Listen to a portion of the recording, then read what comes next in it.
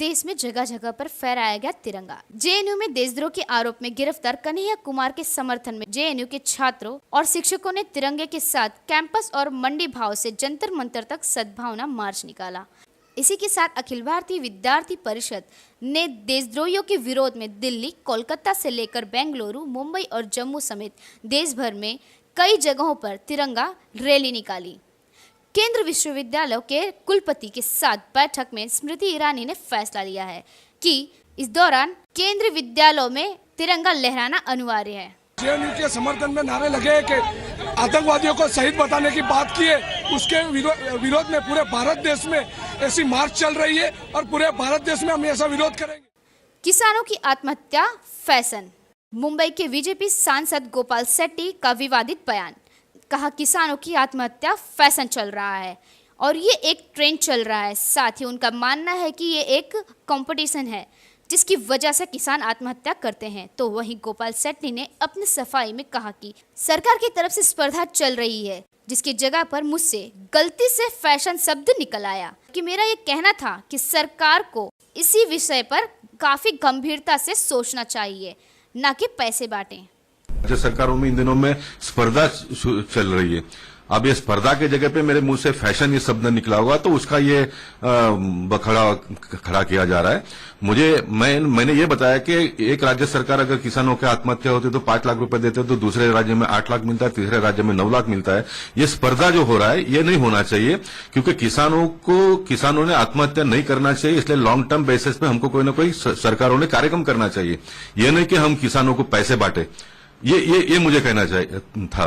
और वो स्पर्धा के जगह पे, कंपटीशन के जगह पर फैशन चल रहा है, ये मेरे मुंह से निकला। बीजेपी लीडर ओपी शर्मा को मिली जमानत।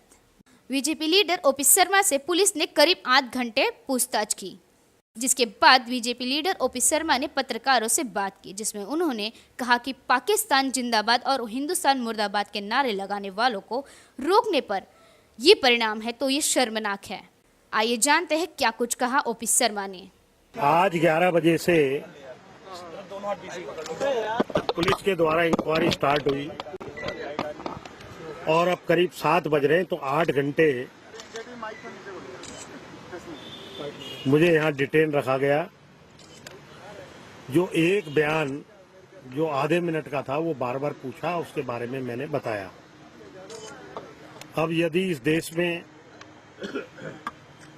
पाकिस्तान जिंदाबाद, हिंदुस्तान मुर्दाबाद कहने वालों को रोकने का जो दुस्साहस करेगा, उसको अगर ये कीमत चुकानी पड़ेगी तो ये बहुत ही शर्म का विषय है। अभी तो मेरी जमानत हुई है, अब जब मुझे दोबारा सम्मन आएगा तब उसमें देखूंगा।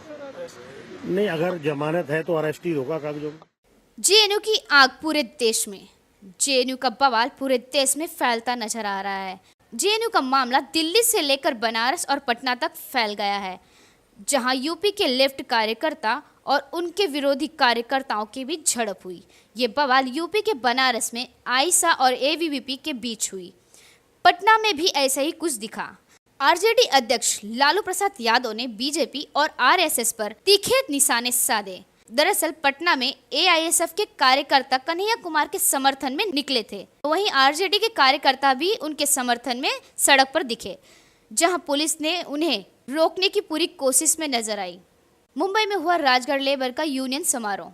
बुधवार को राजगढ़ लेबर यूनियन और राजगढ़ ज्ञानपीठ सार्वजनिक ग्रंथालय द्वारा ग्रंथ टिंडी और भव्य कामगार मेलवा, इस समारोह को अप्पा साहेब आनंद राव आचार्य जी ने आयोजित किया, जो कि मुंबई के चेंबूर इलाके में महात्मा गांधी मैदान में हुआ।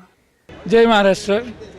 ये जो फंक्शन किया, इसका मेन पर्पज़ ये था कि जो हमारी लेबर है मुंबई के अंदर, जितने भी लेबर है उनके लड़के को उन्होंने पढ़ना चाहिए, उनको नॉलेज आना चाहिए और किताब के माध्यम में, क्योंकि अभी ये पूरा ज़माना है ना टीवी का, इंटरनेट का, पढ़ाई के पीछे कोई नहीं जाता।